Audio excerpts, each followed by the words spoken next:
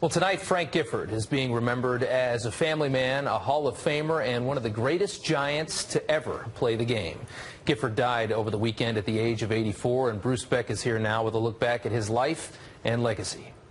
Rob, he conducted his life the way he played the game, with style and elegance. He excelled in the broadcast booth the same way he did on the gridiron.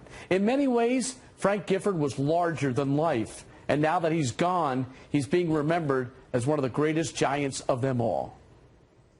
I don't know that there was ever a higher class professional athlete than Frank Gifford. That was former Giants general manager Ernie Accorsi, who has worked in the NFL for 45 years.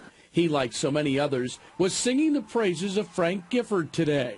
The 8-time All-Pro selection was a Giant through and through who played his entire 12-year NFL career for Big Blue.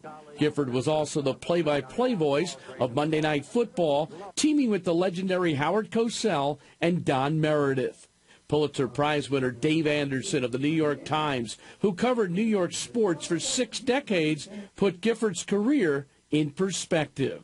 You think we'll ever see somebody like that again, or no? No, because the world is different. You know, it's a different world. There are certain icons in franchise history of all clubs, but he had such grace and elegance to him that just set him apart, I think, from so many other players.